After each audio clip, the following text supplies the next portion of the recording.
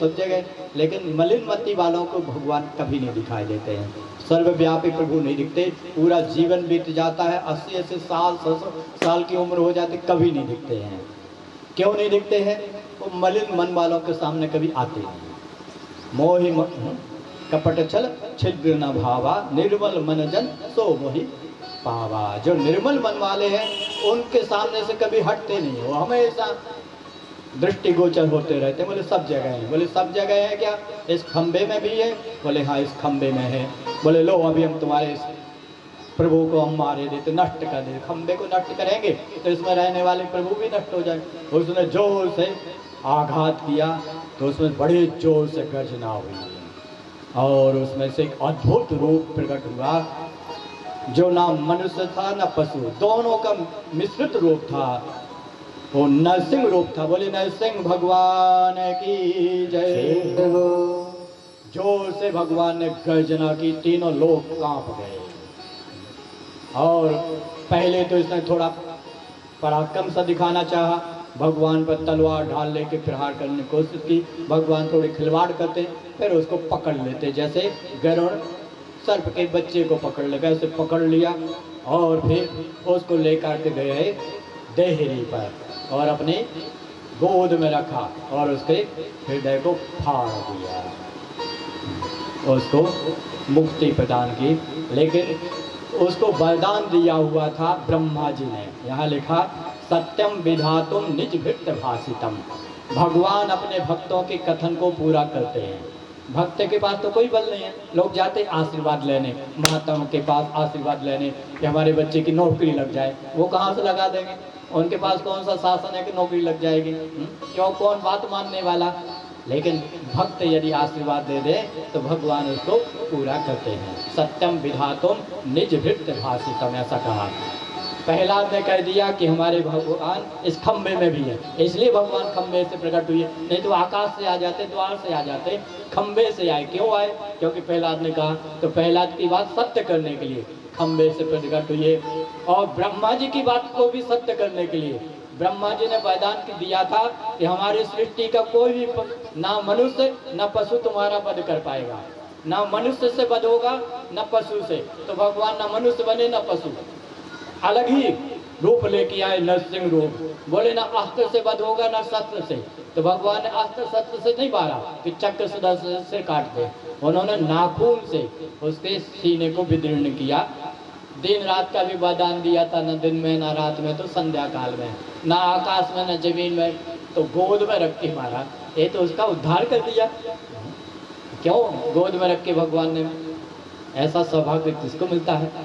ऐसा सौभाग्य मिला था जटायु को। भगवान ने उनको अपनी गोद में रखा, गोद में थे, भगवान सहला रहे थे, तब उनके प्राण निकले और चतुर्भुज रूप लेकर के गए। वैसा ही सौभाग्य मिला इनको भी। था तो महादुष्ट पापी, लेकिन प्रहलाद के पिता होने के कारण, प्रहलाद के पिता थे तो देखो गोद में रख करके और उनको भगवान ने उद्धार किया। ब्रह्मा जी के वचन को भी पूरा किया और प्रहलाद के वचन को भी पूरा किया। और प्रहलाद को भगवान बड़ा दुलार करते, क्षमा मांगते हैं प्रहलाद से कि तुम्हें इतना कष्ट उठाना पड़ा, हमें आने में देरी हो गई, तो हे पुत्र क्षमा कर दो। ऐसा भगवान बोलते हैं। इसको कहते हैं भगवान यद्यपि अखिल लोक के राव अति कोमल रघुनाथ स्वभाव। जिन्होंने भगवान के स्वभाव को जान ले, इतना कोमल, प्रहलाद से क्षमा प्रार्थना करते हैं, हे पुत्र मेरे आने में बहुत देरी हुई, क्षमा कर। प्रहलाद से वरदान मांगने को बोलते हैं। भगवान से प्रहलाद जी कहते हैं कि वरदान देना चाहते हैं प्रभु, तो ऐसा वरदान दो कि हमारे मन में कोई कामना ना उत्पन्न हो। एक कामना के कारण हमारा जो प्रेम है भगवान के प्रति नहीं रहता, घर परिवार के प्रति प्रेम बढ़ जाता, भगवान से प्रेम हट जाता। एक साथ दो चीज़ों से प्रेम नहीं कर सकते हैं, या तो जगत से कर लो या भगवान से कर लो। तो एक कामना तभी उठती है जब जगत से प्रेम हो। जैसे तम्बाकू खाने की कामना किसको होगी? सबके अंदर नहीं उठती है। जिसको तम्बाकू से प्रेम होगा उसी को कामना उठेगी तम्बाकू मिल जाए। चाय पीने की कामना किसको उठेगी? जिसको चाय से प्रेम हो, अच्छी लगती है प्रेम, उसी के अंदर, सबके अंदर नहीं। तो जगत की कामनाएं उठती है, इसलिए उठती है कि उससे प्रेम है। भगवान से प्रेम फिर नहीं रहता है।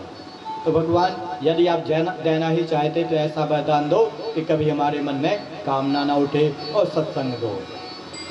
भगवान उनको असुर राज्य पर अधिपति दैत्य राज्य पद पर अभिषिक्त करते हैं और गोद में रख करके उनको दुलार करते हैं जिह्वा से, ऐसे वात्सल्य से चाटते हैं, इतना वात्सल्य उमड़ पड़ता है। और प्रहलाद जी भगवान से कहते हैं कि हे पिता, हे प्रभु, हमारे पिता आपकी महिमा को नहीं जानते थे, अज्ञानता के कारण आपसे द्रोह करते थे, तो उनको नरक में ना जाना पड़े आपसे द्रोह करने के कारण, तो उन पर कृपा कर दे। तब भगवान मुस्कुराए, बोले जिनका पुत्र ऐसा भक्त हो उनके पिता क्या नरकों में जाएंगे? देखो उधर। तो चतुर्भुज रूप लेकर के भगवान के लोक को जा रहे थे, वैकुंठ लोक, जो योगियों के लिए भी दुर्लभ है, वो इस दैत्यराज दुष्ट। लेकिन प्रहलाद का पिता बनने मात्र से उनको ऐसी सद्गति प्राप्त हुई। फिर मनमंत्रों का वर्णन करते हैं, 14 मनमंत्र होते हैं, अलग अलग मनमंत्र में भगवान अलग अलग लीलाएं करते हैं। चौथे मनमंत्र में भगवान की एक लीला है, भगवान ने अवतार लिया था गजराज के मोक्ष के लिए। ये भी बहुत प्रसिद्ध प्रसंग है, लोग इन प्रसंगों को ज़्यादा लेते हैं, विस्तार से लेते हैं, लेकिन एक को ज़्यादा समय देते तो दूसरा छूटता है। तो भागवत जी पढ़ते समय, सुनाते समय बहुत दुविधा में रहते हैं। हम तो बहुत दुविधा में रहते हैं, लेकिन अब कहना भी होता है कि किसको छोड़ें और किसको बोलें। त्याज्य तो कुछ है ही नहीं, छोड़ने लायक तो इसका एक पद भी नहीं है कि उसको छोड़ दे। ऐसे स्वादु स्वादु श्लोक हैं इसके, मीठे मीठे श्लोक, लेकिन छोड़ना पड़ता है। तो इसको वैराग्य नहीं बोलते, समय का अभाव, वैराग्य नहीं कहलाएगा, समय का अभाव है। तो थोड़ा जो संकल्प लिया 7 दिन में पूरा करने का वो भी पूरा हो जाए और हम लोग इसका रसास्वादन भी लेते रहें। तो एक बहुत सुंदर गजेंद्र मोक्ष का प्रसंग है। गजराज थे एक, वो वरुण के उद्यान में विचरण करते रहते थे, बड़ा परिवार था और बहुत शक्तिशाली था। जब एक चिंगारता था तो बड़े बड़े सिंह भी वहाँ से भाग जाते थे घबरा करके, और परिवार के साथ खूब मस्त होकर रहता था। एक दिन की बात है, गर्मी के समय था, तो एक सरोवर में पानी पीने के लिए दौड़े, प्यास लगी, दौड़ के गए, पानी पिया, फिर वहीं पे जल क्रीड़ा करने लगे पूरे परिवार के साथ। और बहुत देर तक वहीं जल क्रीड़ा करते रहे, उसको पता ही नहीं था कि अंदर एक विशाल ग्राह है। उसने आकर के इसका पैर पकड़ लिया और पकड़ करके जल के अंदर खींचने लगा। अथाह जल था, अंदर की ओर जब जाने लगा तो इसके नाक कान डूबने लगे, जल अंदर भरने लगा। तो फिर उसने बल लगाया, तो ग्राह को पकड़ साथ में ही बाहर की ओर आने लगा। फिर ग्राह ने बल लगाया तो अंदर ले गया। ऐसा बहुत देर तक प्रयत्न कर चलता रहा। सब लोग, उसके जो परिजन लोग, वो भी सहायता करने आए, लेकिन ज़्यादा कुछ कर नहीं पाए। ऐसा लिखा है 1000 वर्ष तक एक संघर्ष चलता रहा। कभी लगता उसको कि बस निकल आए, अब बस पार हो जाएंगे, कभी फिर ग्राह उसको ले जाता डूब, लगता अब नहीं बचने वाले। फिर ऐसे ही जैसे लोग यहाँ संसार सागर में बोले डूबे हुए हैं, यहाँ भी ऐसे लगता है ऐसा अब नहीं बचने, पता नहीं कौन सी विपत्ति आए, घबरा जाते, अब नहीं बचने, ऊपर विपत्ति चली जाती, लगता बच गए, और फिर दूसरे रूप में आ जाती विपत्ति। तो इस संसार को ही सागर बोला हुआ है। ये जीवात्मा भी मद मस्त होके गजराज की तरह फंसा हुआ है, पड़ा हुआ है, भूला हुआ है कि काल रूपी ग्राह आके पैर पकड़ने वाला है। पैर ही पकड़ता है, बोलते पैर ठंडे पड़ जाते हैं। पैर पकड़ता है और चले जाते हैं जब, तो काल रूपी ग्राह। लेकिन जब ये थक हार गया तो भगवान की याद आई। बोले हो, हम कहाँ मोह में पड़े हुए थे, इसी देह की रक्षा में पड़े हुए थे। इस देह की रक्षा हो भी जाएगी तो बने रहेंगे पशु, कोई उत्तम देह तो नहीं है, पशु ही है। भगवान को फिर उसने याद किया। बहुत सुंदर स्तोत्र गजेंद्र मोक्ष स्तोत्र है।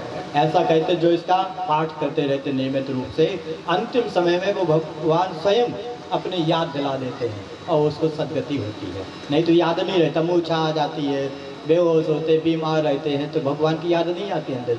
अंतिम समय में मोह छाया रहता है। लेकिन कोई इसका पाठ करता रहे तो अंतिम समय में भगवान अपनी याद दिला देते हैं। गजेंद्रोवाच ओम नमो भगवते तस्मै यत्तत्सिदात्मकं पुरुषाय आदिबीजाय परेशाय अभिधीमहि नमायात्मप्रदीपाय साक्षिणे परमात्मने नमो गिरां विदुराय मनसच्चेतसामपि नमः शान्ताय घोराय मूढ़ाय गुणधर्मिणे निर्विशेषाय साम्याय नमो ज्ञान घनाय च क्षेत्रज्ञाय नमस्तुभ्यं सर्वाध्यक्षाय साक्षिणे पुरुषात्म मूलाय मूल प्रकटये नमः। बोले आपको नमस्कार है। और वहाँ पर एक कमल का फूल था, उसको लेकर के भगवान को अर्पित किया। भगवान कहते उस समय वैकुंठ लोक में थे। भगवान दौड़ पड़े। तो गरुड़ तो हमेशा सेवा में खड़ा रहता था, कहीं जाना हो भगवान ने गरुड़ से नहीं बोला कि कहाँ चलना, दौड़ पड़े। तो गरुड़ पीछे पीछे आया। बोले भगवान कहाँ जाना है? भगवान ने कहा जब तक हम इनको पता बताएंगे तब तक तो उसके प्राणी निकल जाएंगे। मरणासन स्थिति पर आ गया था, डूबने लगा था। भगवान दौड़ करके आए और उसके सूंड पकड़ के बाहर निकालते हैं गज को, और पैर पकड़े पकड़े ग्राह भी बाहर आ जाता है। तो ग्राह का पहले भगवान सिर छेदन करते हैं और गज को मुक्त करते हैं। ग्राह का जब सिर काटते हैं तो उसमें से दिव्य पुरुष प्रकट होता है और भगवान के वंदना करके वो भगवान के धाम को चला जाता है। और फिर गजराज भगवान से कहते हैं कि हम अब इस शरीर की रक्षा करने के लिए आपको नहीं पुकार रहे थे, हमको तो भगवान अब इस संसार सागर से हमेशा के लिए ही पार कर दीजिए, नहीं तो यहाँ बार बार यही हो, पुनरपि जननम पुनरपि मरणम, फिर आ जाती मृत्यु। जन्म लेके आते तो पीछे पीछे मृत्यु चलती रहती है। तो हमें हमेशा डर बना रहता है, रोड पे चलो डर बना रहता, पता नहीं किस पे गाड़ी में बैठ के मृत्यु ही आ रही हो, यमराज उसे ही बैठ के आ जाते हैं, रोड पर ही उठा के ले जाते प्राण हर करके। तो भय बना रहता है सदैव। तो प्रभु हमें इससे मुक्त कर दे। एक कौन थे गजोग्राह? बोले जो ग्राह था वो हु नाम का गंधर्व था। एक बार इसने मजाक की एक मुनि के साथ, वो मुनि नहाने गए तो जल के अंदर जाके पैर पकड़ लिए ग्राह की गए, तो उठा जाएंगे तो मजा आएगा, मजाक में। तो वो तो जान गए कि तो गंधर्व है, तो उन्होंने श्राप दे दी कि जादी तुमको मगरमच्छ बनने का शौक, जाओ मगर बन जाओ। तो वो श्राप से, इसलिए व्यर्थ में किसी से मजाक नहीं करना चाहिए, गंभीर रहना चाहिए जगत में और सावधान रहना चाहिए। छोटी सी गलती भी बहुत प्रकार से दुख भोगना पड़ता उस गलती के फलस्वरूप।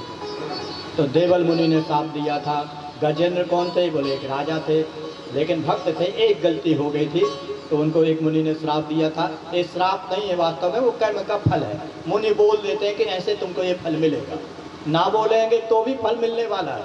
हम जो अपराध करते हैं उसका फल तो मिलेगा।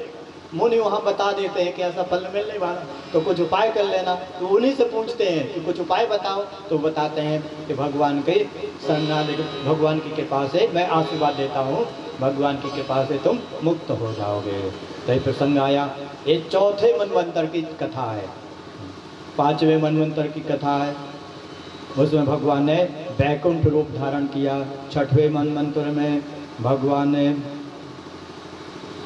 पुरुष रूप अजित नाम से अवतार ग्रहण किया। एक छठवें मनवंतर में समुद्र मंथन की लीला हुई। तो यहाँ राजा ने कहा वो मुझे बताए। तो सुनना है कि आगे बढ़े? सुनना है, लेकिन आगे भी बढ़ना है। समुद्र मंथन की लीला एक बार की बात है।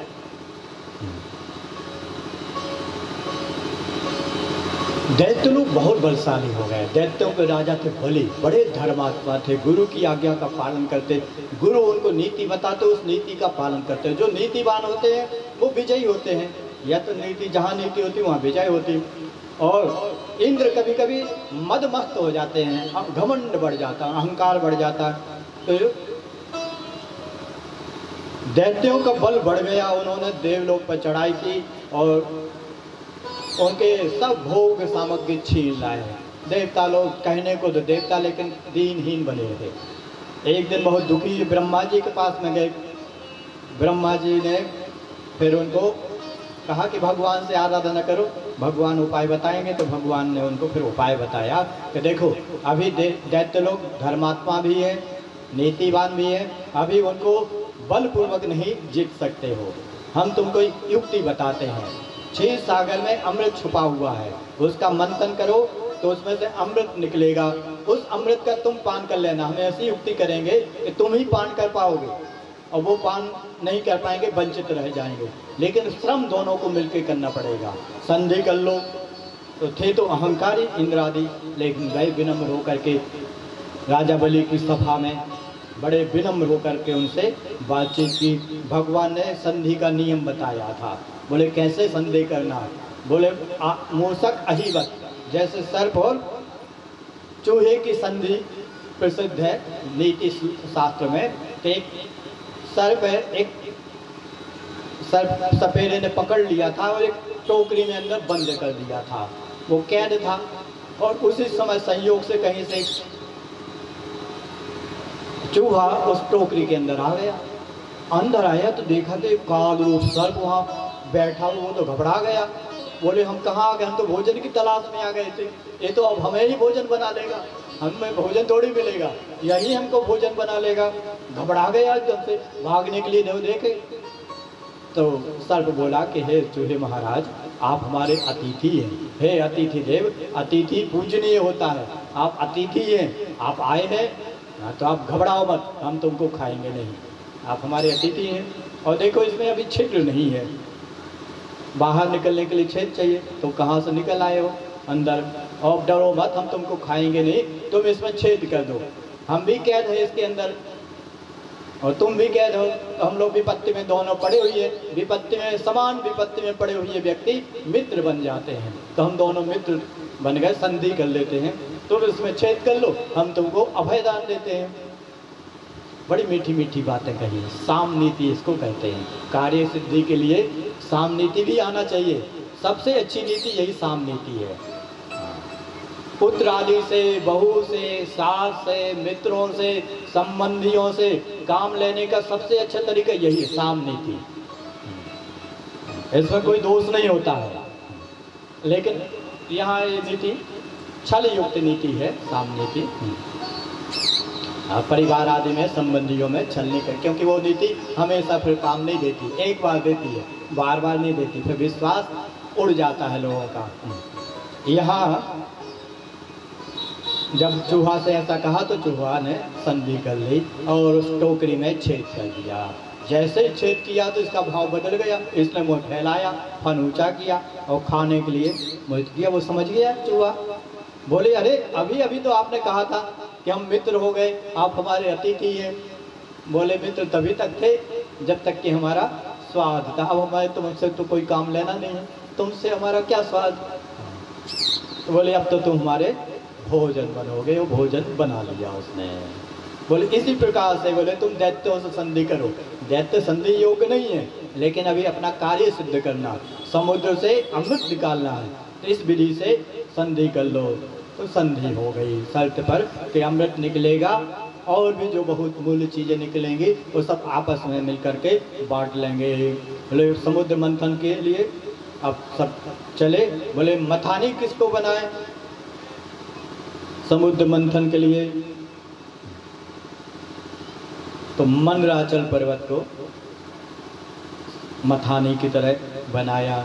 उसको उठाने गए, बड़ा भारी था, बड़ी मुश्किल से उठा पाए और फिर वो गिर गया, संभला नहीं तो बहुत सारे लोग उसके नीचे दब गए। दैत्य भी दब गए और देवता भी। भगवान को पुकारा, बोले शुरुआत ही नहीं हुई, अभी तो मंथन की विपत्ति आ गई। तो भगवान सारे संकटों को हल लेने वाले हैं, व्यवधानों को दूर करने वाले हैं, इसलिए भगवान का नाम हरि है। हरण कर लेते संकटों को, विपत्तियों को। भगवान आए, उस पर्वत को उठाया और गरुड़ पर बैठ करके 6 सागर तक ले आए, वहाँ रखा। जब वो रखा तो वो नीचे धंसने लगा, तो भगवान कच्छप रूप में नीचे आधार बन जाते हैं। बोले कच्छप भगवान की जय। अद्भुत रूप लेते हैं। और फिर मंथन के लिए एक सर्प को बासुकी नाग को तैयार करते कि आप रस्सी बन जाना, उसके चारों ओर लिपट जाना, हम लोग खींचेंगे तो पर्वत घूमेगा, मंथन होगा, अमृत निकलेगा, और अमृत निकलेगा तो हम तुमको भी देंगे, आपको भी भागी बना लेंगे। तो वो भी तैयार हो गया अमृत के लालच में। जब मंथन किया जाने लगा और उसको लपेट के और खींचने लगे, इतना भारी पर्वत खींचने लगे तो उसकी नसें टूटने लगी, और वो विषैला तो था ही, विषैली हवाएं छोड़ने लगे। जब मंथन प्रारंभ हो रहा था तो देवता लोग मुख की ओर लग गए। दैत्य लोग बोले हम पूंछ की ओर नहीं लगेंगे, हम भी मुख की ओर लगेंगे, तुम लोग पूंछ की ओर लगो। भगवान ने इशारा कर दिया लग जाओ, तो पूछ की ओर, उनको लग जाने दो मुख की ओर, तो मुख की ओर लग गए थे। और देखता लोग पूछ की ओर जब मंथन हुआ तो उसने विषैली जहरीली हवाएं, गरम गरम आग के समान हवाएं निकाली मुख से। तो उसकी हवा से ही ये सारे राक्षस पहले गोरे गोरे थे, अब सब काले काले हो गए। अब पिक्चर में देखोगे तो काले काले आते हैं, जल गए, कोयला बन गए, ऐसी आग निकल रही थी उसके मुख से। बाद में उनको बड़ा पश्चाताप हुआ कि हम बेहद में आगे आ गए थे। इच्छा करना भी दुख का कारण होता, लेकिन लोग इच्छा करते ही रहते, ना इच्छा करते तो बढ़िया थे, पूछ में लगे हुए थे, बचे हुए थे, लेकिन इच्छा की कि हम आगे लगेंगे, तो लोग भोगो फिर काले बन गए कोयले की तरह, जल गए। फिर मंथन हुआ, लेकिन इतना भारी पर्वत था, हिले ही नहीं धीरे धीरे, जब तक वेग से न मंथा जाए।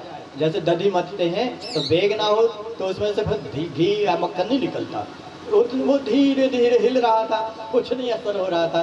तब भगवान 1000 भुजाओं वाले रूप को धारण करके फिर मंथन करते हैं।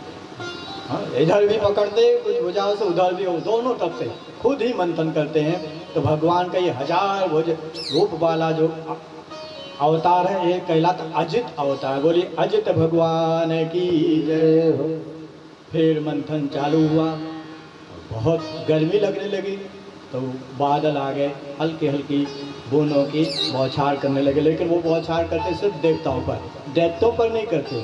जो भगवान का आश्रय ले ले उनके लिए सब प्रकार से अनुकूलता होती जाती है। देवताओं लोग तो भगवान का आश्रय लिए होते, दैत्यों ने नहीं लिया। यही बात बताने के लिए समुद्र मंथन की लीला है कि आपको धर्म चाहिए, अर्थ चाहिए, काम की सफलता चाहिए या मुक्ति चाहिए, ये चारों पुरुषार्थ सफल तभी होते जब भगवान का आश्रय ले ले, नहीं तो श्रम ये भी केवलम। दैत्यों ने खूब मेहनत की लेकिन मिला कुछ नहीं, हाथ में अमृत नहीं मिला। अमृत तो मिला देवताओं को, क्यों मिला? क्योंकि उन्होंने भगवान का आश्रय ले लिया था। कर्म करें हम, लेकिन भगवान का आश्रय लेके करें।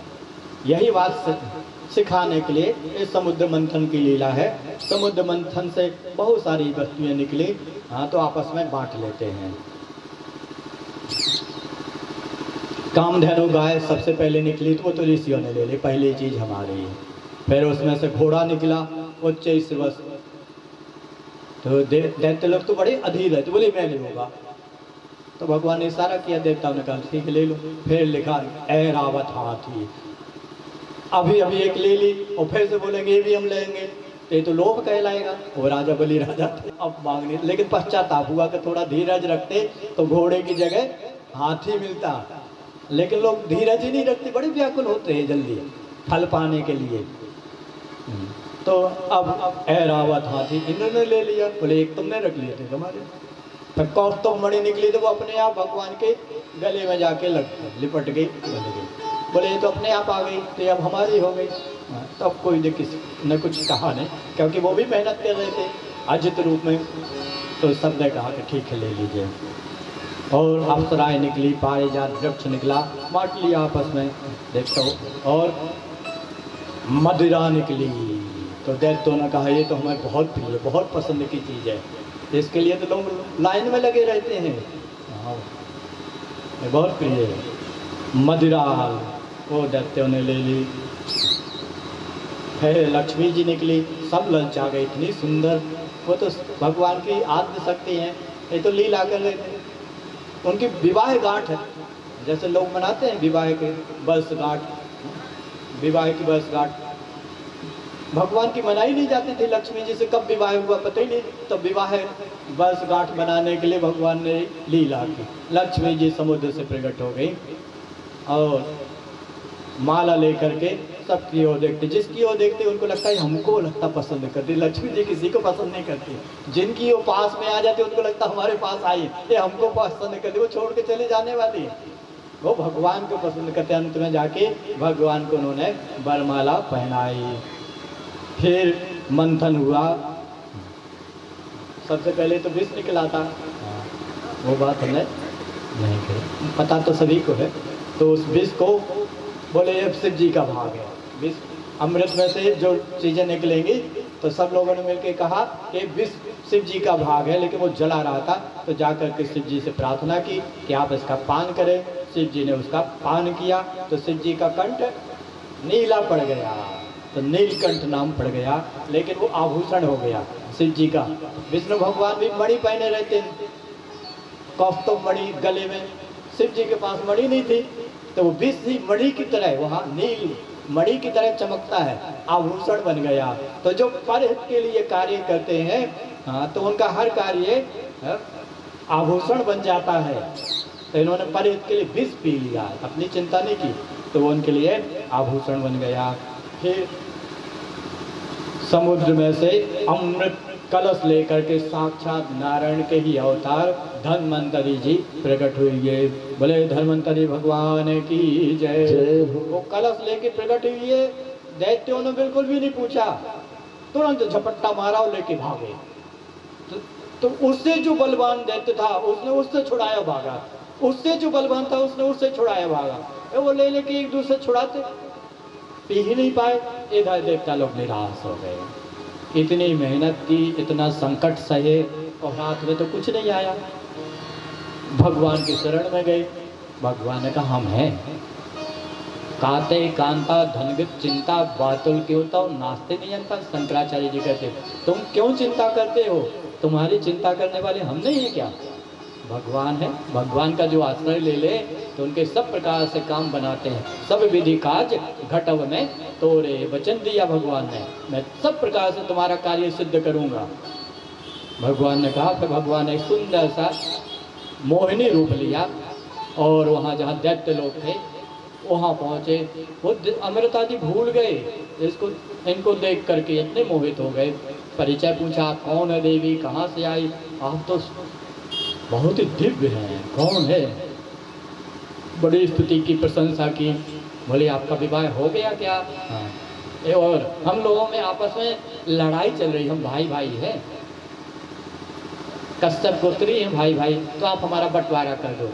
न्यायता हमें तो लगती है आप बहुत ही नीतिवान है, कोई देवी है दिव्य ज्ञान वाली। उन्होंने थोड़ा गूढ़ वचन बोले, बोले अपरिचित व्यक्ति का विश्वास नहीं करना चाहिए, ऐसा कुछ संबोधित किया।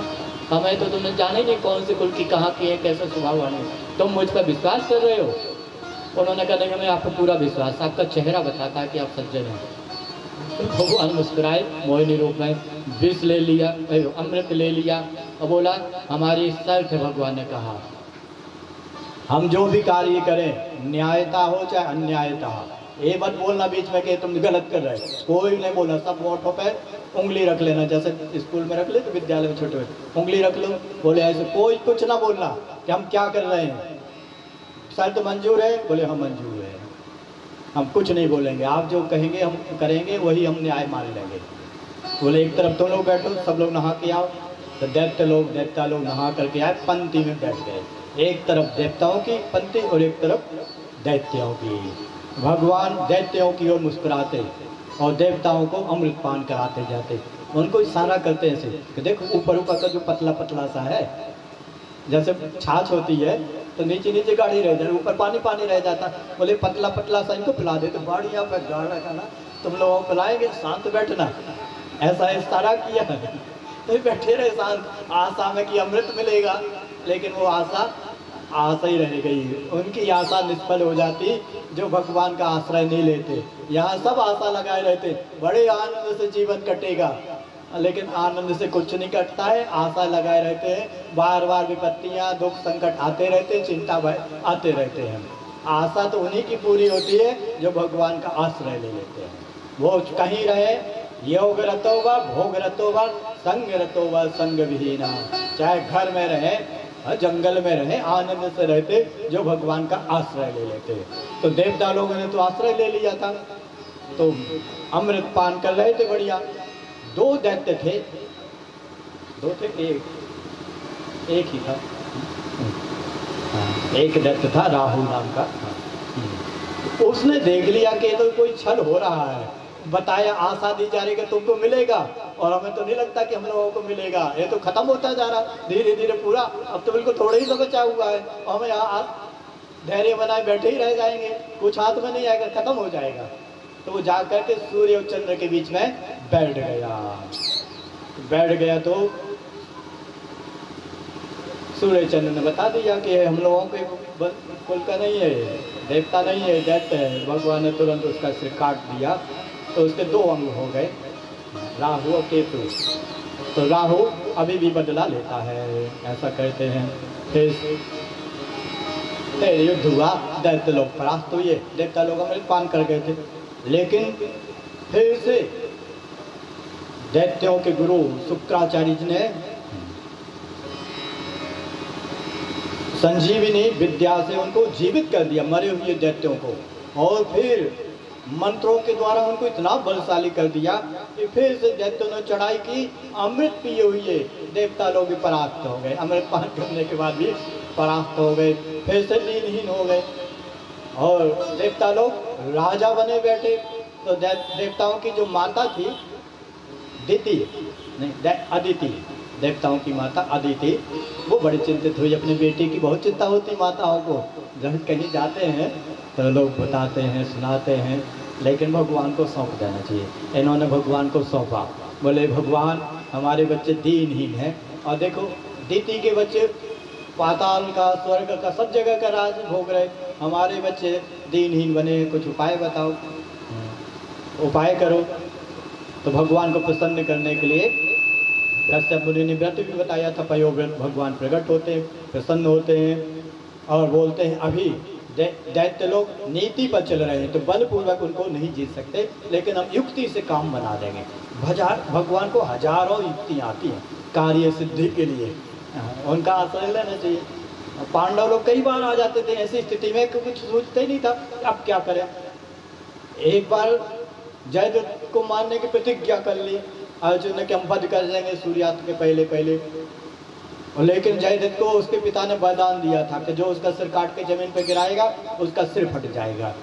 अब अर्जुन विपत्ति में पड़ गए, बोले काट के गिराएंगे, मारेंगे तो हमारा सिर फट जाएगा, और नहीं मारेंगे तो प्रतिज्ञा की थी कि हम अग्नि में प्रवेश कर जाएं। बोले अब तो मरना निश्चित है। भगवान वहाँ खड़े थे, बोले इतने निराश क्या होते, हमें उपाय बताते हैं। भगवान सबको उपाय बताते हैं, अंदर बैठ के उपाय बता देते हैं, बाहर किसी से या किसी से कहलवा देते हैं। फ़ोन करके लोग बता देते हैं, कई बार वो फ़ोन करके कौन बताते हैं, वो सब जगह प्रेरणा देने वाले भगवान होते हैं। एक विश्वास रखना चाहिए, अधीर नहीं होना चाहिए।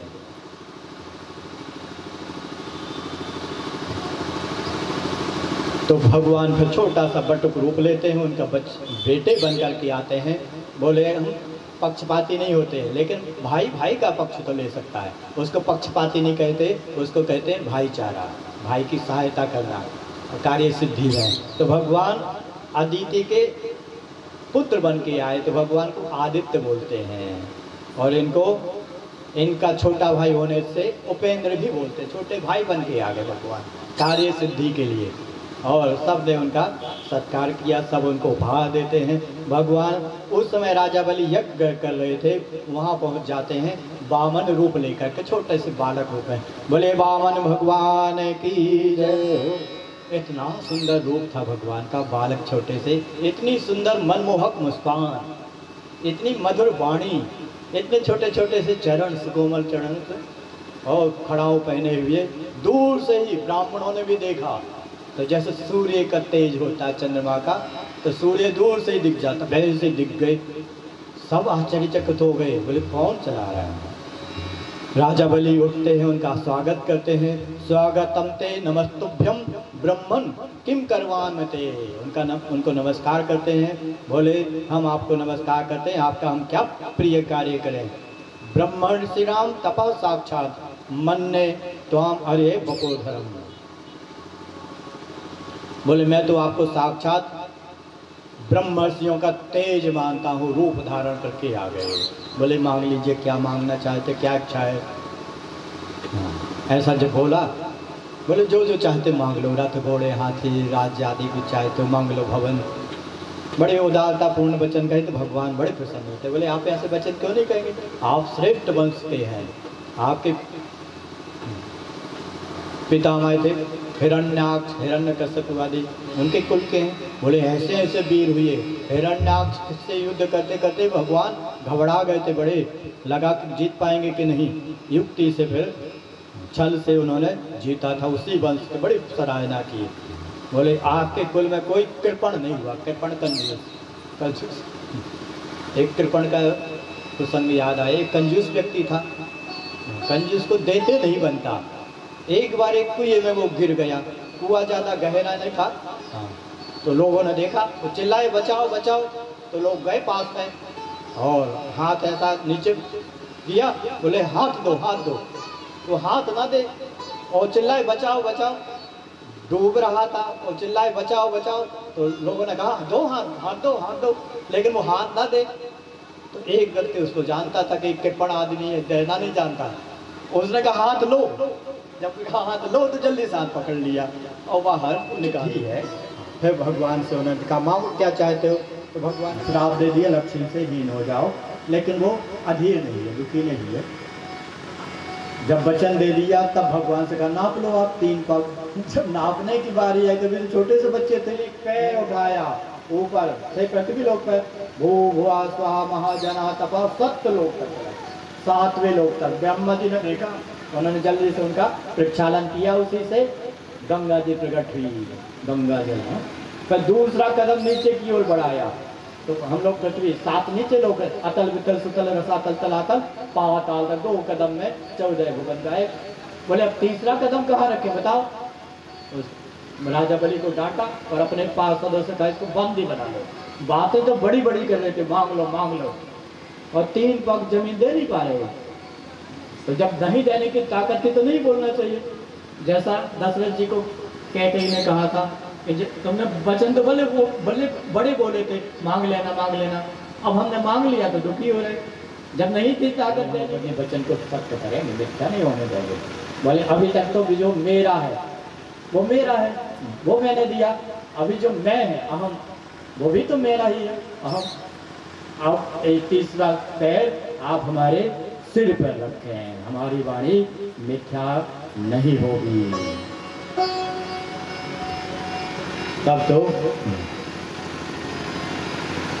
पदम तृतीयम कुरु, कृष्ण ने निजम अपना तीसरा पग हमारे सिर पर रखें। भगवान प्रसन्न होते हैं। ब्रह्मा जी आके बोलते हैं कि उचित नहीं है, उसने आपको सब कुछ दे दिया, कोई आपको थोड़ा सा जल दे दे तो उसके बदले में आप लोक प्रदान कर देते हैं। उसने इतना कुछ दे दिया, अपने आप तक को दे दिया, आप उसको बांधे हुए हो, ये उचित नहीं है आपके लिए।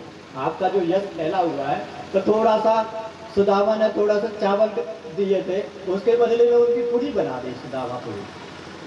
अनुचित यहाँ कुछ होते ही नहीं, सब ईश्वर के अधीन है, ईश्वर की इच्छा से हो रहा है।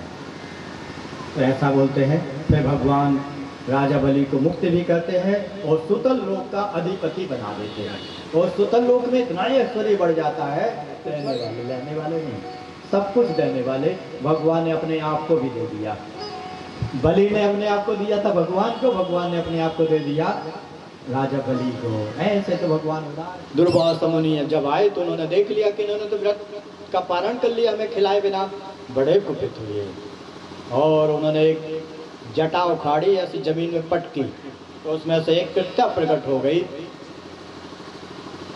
और कहा कि इसको खा लो मूड को। तो कृत्या अम्बरीश राजा की ओर दौड़ी, लेकिन अम्बरीश ने हाथ जोड़ लिया कि हमसे अपराध हुआ तो दंड दे दो, अपराध हुआ तो दंड सहना चाहिए। लेकिन भगवान के परम भक्त थे, भगवान ने तुरंत चक्र सुदर्शन छोड़ा। उस चक्र सुदर्शन ने उस कृत्या को तो भस्म किया ही, दुर्वासा मुनि के पीछे लग गया। दुर्वासा मुनि उससे बचने के लिए भागे चारों दिशाओं में, लेकिन वहाँ उनको कहीं राहत नहीं मिली, कोई बचाने वाला नहीं मिला। अंत में भगवान के शरण में आते हैं। भगवान कहते हैं कि हम इससे रक्षा नहीं कर सकते हैं, ये तो अम्बरीश राजा की सुरक्षा में लगा हुआ था।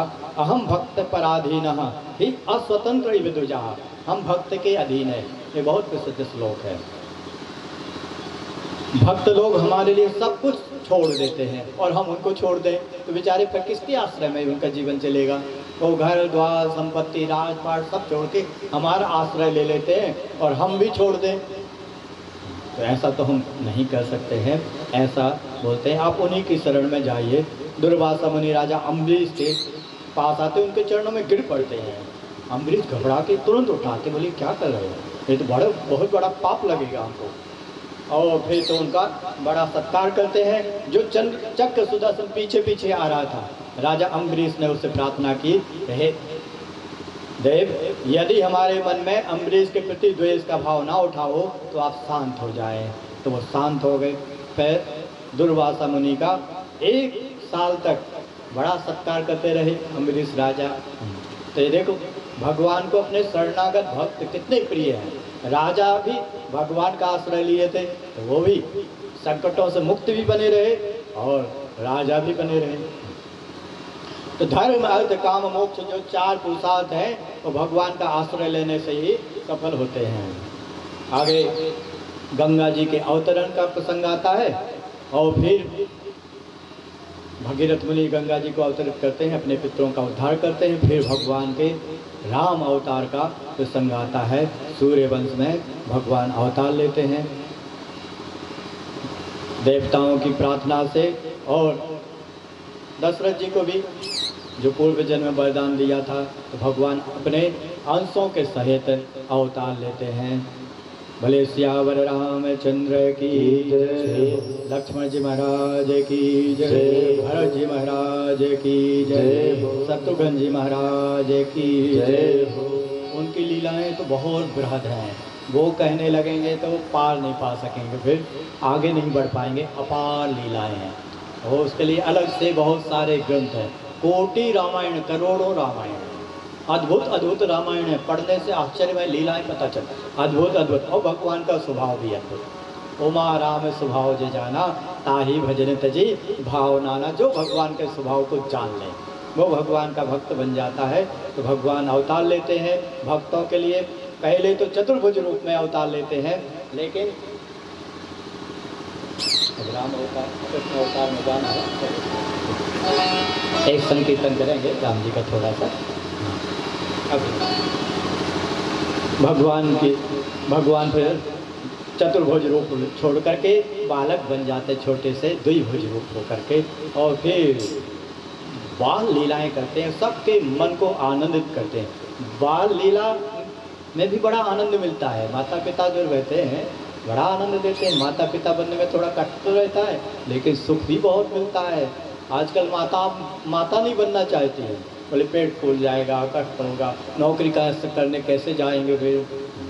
लेकिन ये जो सुख है वात्सल्य सुख, और पितृ लोग भी सुख होते हैं, उनका जीवन पूरा सुखमय हो जाता है। एक पुत्र यदि अच्छा हो जाए तो कई पीढ़ियां सुधर जाती हैं, आगे की भी और पीछे की सदगति को प्राप्त होती है। तो ये वात्सल्य सुख भी बड़ा सुख है। इन्होंने भी वात्सल्य सुख चाहा था, तो भगवान उनको वात्सल्य सुख प्रदान करते हैं, दशरथ कौशल्या जी को और सबको, पूरी प्रजा को भी, अयोध्या वासियों को। एक दिन विश्वामित्र जी मांगने आते हैं। पहले तो दशरथ जी उनको देते नहीं, फिर देते हैं, उनको लेके जाते हैं। फिर सब कथा आप लोगों को मालूम ही है। आदौ राम तपोवनादि गमनम हत्वा मृगम कांचनम वैदेही हरणम जटायुमर्णम सुग्रीव संभाषणम बाली निर्दलनम समुद्र तरणम लंकापुरी दाहनम पश्चात रावण कुंभकर्ण हननम एतद ही रामायणम। एक श्लोक में भी रामायण हो जाते, एक श्लोक ही रामायण है। भगवान भी वहाँ जाते हैं और तारकादि का वध करते हैं और फिर अहिल्या का उद्धार करते हैं, धनुष भंग करते हैं, शिव जी का धनुष को तोड़ते हैं, वैदेही से विवाह करते हैं, उनको लेकर आते हैं।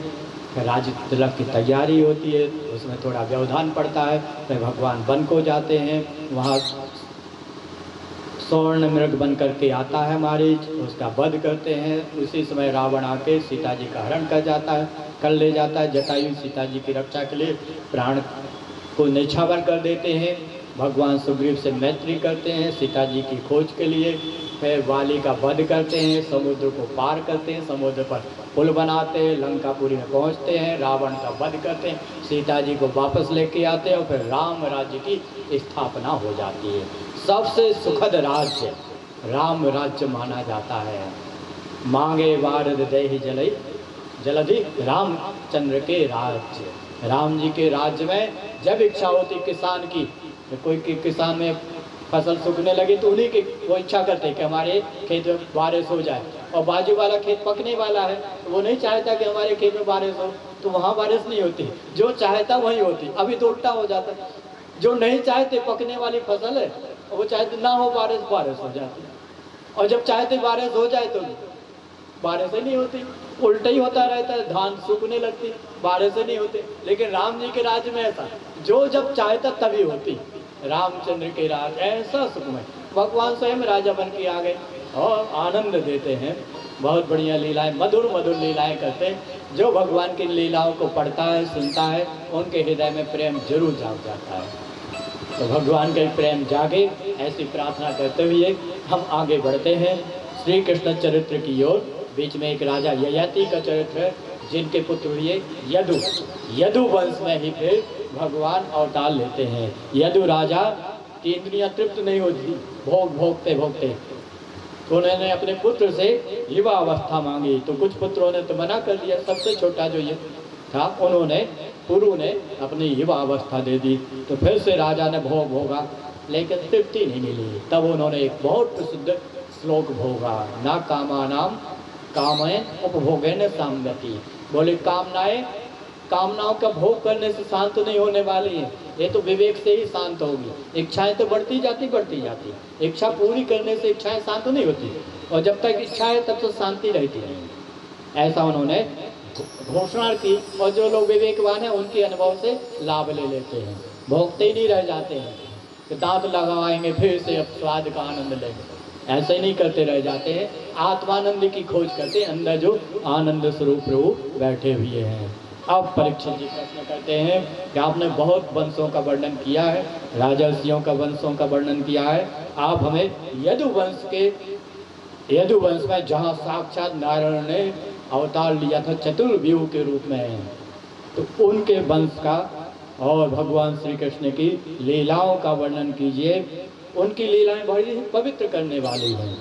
जो भगवान की कथा कहते हैं वो भी पवित्र होते हैं, जो सुनते हैं वो भी, और जो भगवान की कथा के लिए प्रश्न करते हैं या जो आयोजन करते हैं, आयोजक लोग, ये भगवान की कथा हो तो वक्ता को भी लाभ, श्रोता को भी लाभ, और आयोजक को भी लाभ होता है। यहाँ लिखा, वासुदेव कथा प्रश्न पुरुषां त्रीन पुनाति। 3 प्रकार के लोग पवित्र होते हैं भगवान की कथा से। वक्तारम, भगवान की कथा कहने वाले, प्रक्षकम, पूछने वाले, श्रोतारम, पूछने वाले यानी आयोजक, और श्रोत्रारम तत्पाद सलिलम यथा, जैसे गंगा जी पवित्र करती वैसे भगवान की कथा पवित्र करती है। तो मुझे सुनाए। तो योजना तो बहुत बनाते हैं हम, क्या क्या कहेंगे क्या, लेकिन वो योजनाएं मन में ही रह जाती हैं। जो भगवान कहलाना चाहते हैं वही कह पाते हैं। भजन गाने की योजना बनाते, कौन कौन सा भजन गाएंगे, कौन कौन सी स्तुति पढ़ेंगे, सब योजना बनाते हैं। लेकिन ये महासागर है भागवत, महासागर, सब डूब जाते हैं, पार नहीं हो पाते हैं। तो भगवान की बड़ी अद्भुत प्रेममय लीलाएं हैं। प्रश्न करते तो सुखदेव जी बोलते हैं, वो तो भगवान की कथा पवित्र करने वाली है, सुनने वाले को भी और बोलने वाले को तो बड़े प्रेम से बोलते हैं कि जब पृथ्वी पर दैत्य लोग राजा बन के आ गए यहाँ पर, और थे तो क्रूर स्वभाव के। राजाओं का काम है रक्षा करना, लेकिन वो राजा रक्षा न करके वो शोषक बन गए, थे राक्षस स्वभाव के। जैसे दुर्योधन, वो द्रौपदी को विपत्ति में खुद डालता है। उसको काम था कि कोई विपत्ति में हो तो रक्षा करना चाहिए, वो खुद विपत्ति में डालता, आदेश देता इनको निर्वस्त्र कर दो, और वहाँ कोई रक्षा करने वाला नहीं था। इतने बड़े बड़े लोग थे। तो भगवान है ऐसा ना समझो कोई रक्षा करने वाला नहीं, भगवान है भले ना दिखे। भगवान ने फिर रक्षा की, और धर्म की भी रक्षा की, द्रौपदी की भी रक्षा की। तो भगवान अवतार लेते हैं। पृथ्वी माता व्यथित हो जाती, भार लगता है पृथ्वी को। दुष्ट लोगों को अन्न आदि तो देती ही है, तो उनको बहुत दुख लगता है कि इनका हम पोषण कर रहे हैं, इन दुष्टों को अन्न आदि दे रहे हैं और ये दूसरों को सताते हैं। तो एक बार पृथ्वी गाय का रूप लेकर के ब्रह्मा जी के पास में गई, ब्रह्मा जी से अपना दुखड़ा सुनाया। ब्रह्मा जी ने कहा हम तो कुछ नहीं कर सकते हैं, हम पर भी विपत्ति आती है, तो जिनकी शरण में हम जाते हैं उनकी शरण में चलो। तो सब जाते हैं भगवान की शरण में। सूर्य मुनि गंधर्वा मिलिकर सर्वा गए विरंची के लोका संग गौतम उधारी भूमि विचारी परम विकल भय सो का भयभीत करके भगवान के शरण में गाते जाते हैं। आवाज ब्रह्मा जी ने सुनी, शब्द नहीं सुनी। भगवान की आवाज भगवान कहते तो रहते हैं लेकिन हम लोग सुन नहीं पाते। ऐसा मन अशांत, अंदर शांति हो तो सुनाई दे भगवान की आवाज़। भगवान सब बताते रहते हैं लेकिन हमारा मन अंदर अशांत बना रहता है तो कुछ सुनाई नहीं देता भगवान की आवाज़। ब्रह्मा जी ने सुनी और सबको आश्वासन देके विदा किया और सबसे कहा तुम लोग भी भगवान की सहायता के लिए अपने अपने अंशों से जन्म लो वृंदावन में। इधर सूरसेन राजा राम से विवाह हुआ। जब देवकी की विदाई हो रही थी तो कंस सारथी बन जाता, सारथी को उतार देता है और सारथी बन के वसुदेव जी के रथ को लेकर के जा रहा था।